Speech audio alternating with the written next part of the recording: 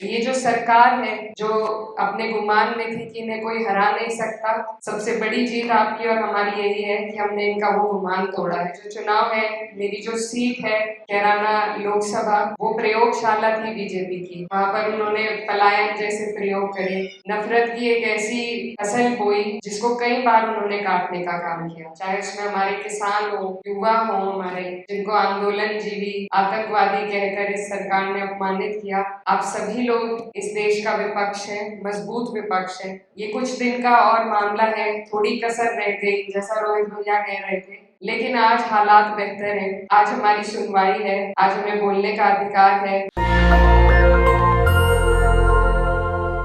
जिन्होंने सजगता के साथ काम किया और मेहनत करी, आप सबको बहुत बहुत नमस्कार।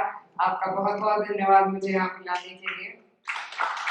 पहले तो मैं क्षमा चाहती हूँ कि बहुत देर से प्रोग्राम चल रहा है, आप लोग यहाँ बैठे हैं, आने में हमें थोड़ी देर हो गई, लेकिन जहाँ के लिए आपने हम जैसे लोगों को चुना है, जिम्मेदारी दी है, वहीं पर बैठकर आप अपना और आप सभी का फर्ज अदा करने का काम कर रहे थे।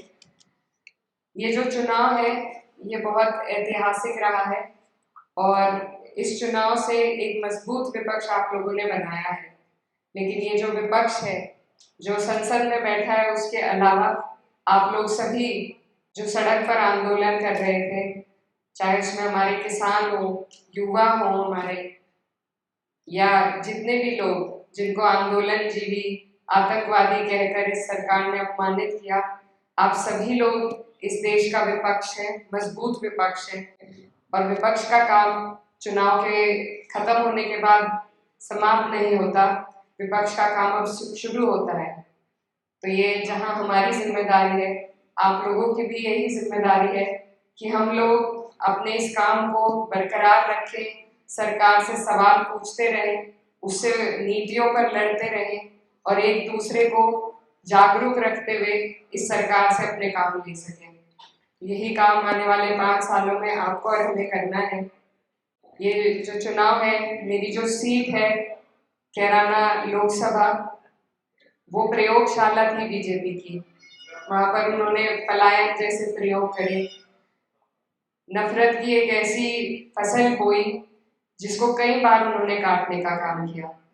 लेकिन ऐसी सीट से हमने वहां पर आप सबकी मेहनत के साथ एक भाईचारे को बनाया है और उसी वजह से हम ये सीट जीत पाए।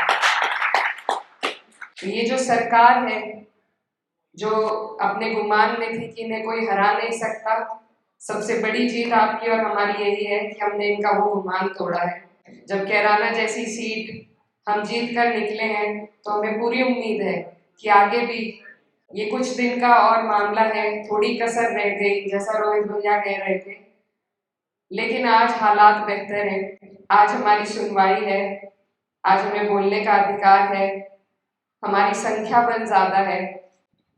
बस हमें प्रयास यही करना है कि हम अपनी ईमानदारी के रास्ते से हटे ना, और उसमें आईने की तरह हमें आपके सबके साथ की जरूरत है, क्योंकि समाज का नेताओं के का आईना भी समाज होता है और उस समाज में बदलाव लाने के लिए आप जैसे जो लोकतंत्र के प्रहरी हैं उनकी हमें जरूरत है।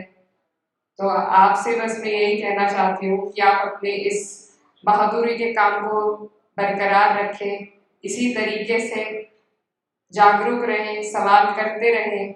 आज जो हम जैसे लोग भी जिन्हें आपने विपक्ष में बैठाया है, उनसे भी सवाल करने जरूरी है, और जो सत्ता पक्ष के हैं उनसे तो हम सब मिलकर करेंगे ही। तो ये हमारी जिम्मेदारी है। यहाँ पर मेरे कॉलेज के बहुत सारे लोग हैं जैसा बताया, तो मुझे बहुत खुशी हो रही है आप सबके बीच में आकर। पहली बार सांसद बनने के बाद भी मेरा दिल्ली में कोई कार्यक्रम है, तो आप सबको भी मैं, हमारे कॉलेज में बहुत चुनाव होते हैं और बहुत बड़ी वहाँ पे ट्रेडिशन है दूसरों के चुनाव की, और वहीं से बहुत सी चीजें हमने भी सीखी हैं।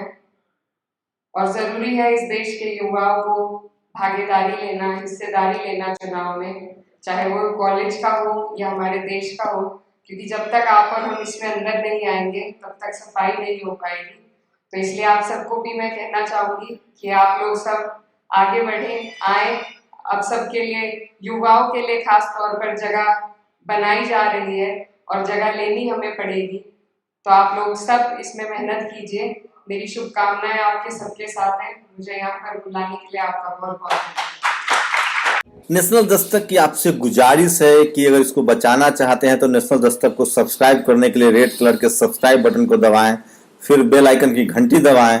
नेशनल दस्तक को बचाने के लिए बहुत जरूरी है कि हर खबर को शेयर करें, लाइक करें, कमेंट जरूर करें।